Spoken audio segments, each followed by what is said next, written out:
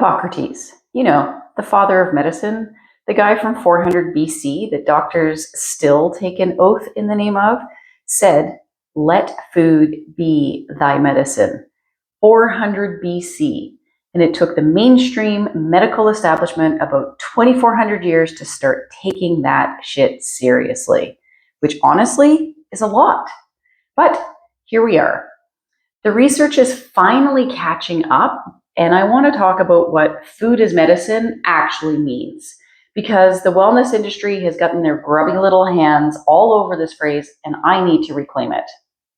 I'm a holistic nutritionist, and I've been doing this for 15 years. And what that means is that I look at everything from body, mind, and spirit. So the entire philosophy behind what I do is that food is one of the most powerful tools we have for our health. Mind, body, spirit, it all connects. And food is threaded through all of it. This is not a new idea. This is actually one of the oldest ideas in human history that we somehow managed to unlearn for a few decades. So let's relearn it, minus the snake oil. Okay, first, let me be completely clear about food, what food as medicine is not. It is not a replacement for medical treatment. It is not a cure. If someone is telling you to ditch your medication for a green smoothie, that person is full of shit and potentially putting you in danger.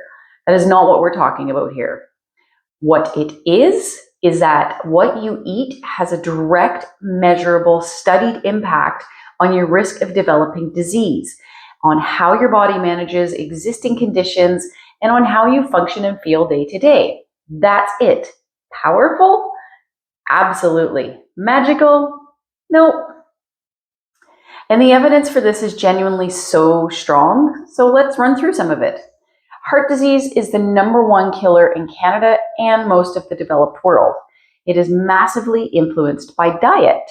The Mediterranean diet has more research behind it than almost any other eating pattern ever studied. We're talking decades of consistent evidence showing it reduces the risk of cardiovascular disease, stroke, cognitive decline, and type 2 diabetes. Not that mainstream media is advertising the shit out of this research.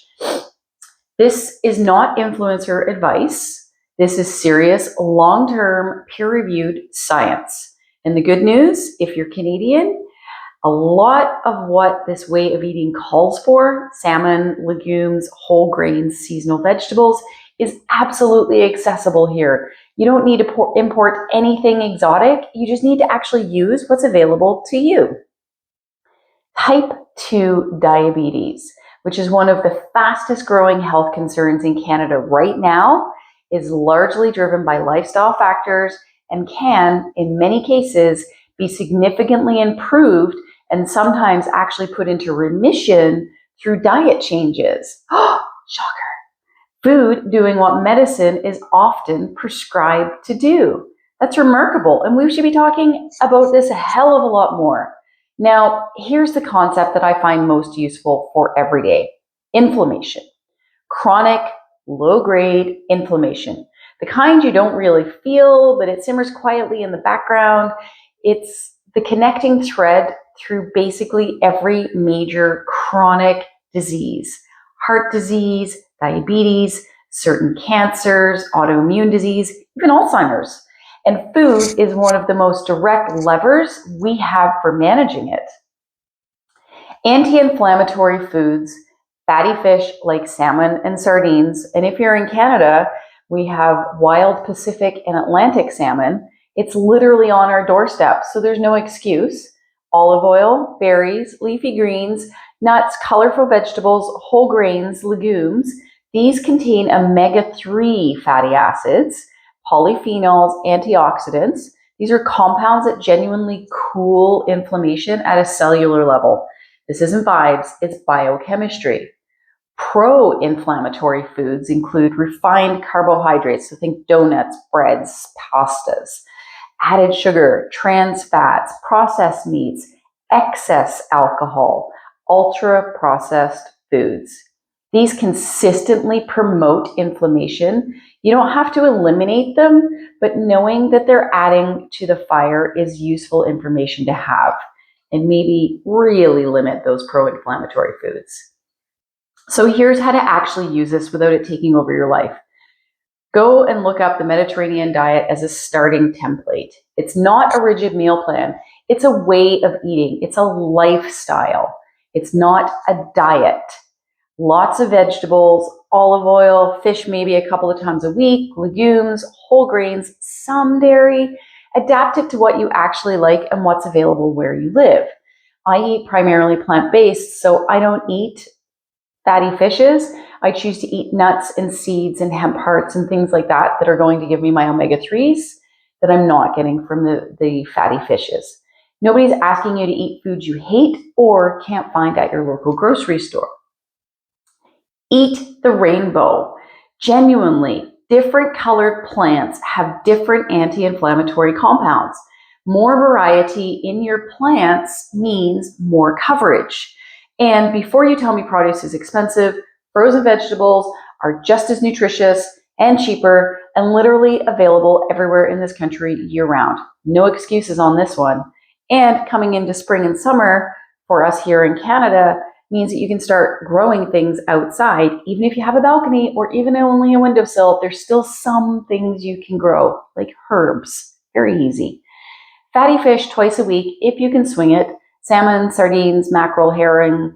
Smaller the fish, the lower the level of microplastics and inflammatory things for us as humans.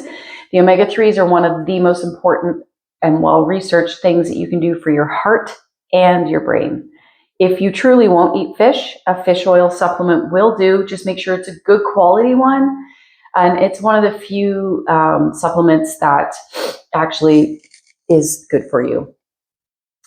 Reduce your added sugar and refined carbs. Not eliminate, but reduce, and greatly reduce.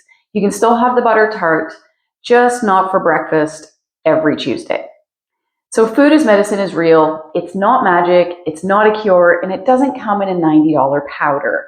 It comes from your grocery store, mostly the produce section, and the things that still look like actual food. So buy local, shop local, get to know your local farmers markets so you know where the hell your food is actually coming from. Eat real foods, mostly plants, less processed shitty food. That is the unsexy, boring, completely accurate summary of what decades of nutrition research keeps finding, whether you're reading studies out of Harvard or Health Canada. Subscribe for more, and I will see you in the next one.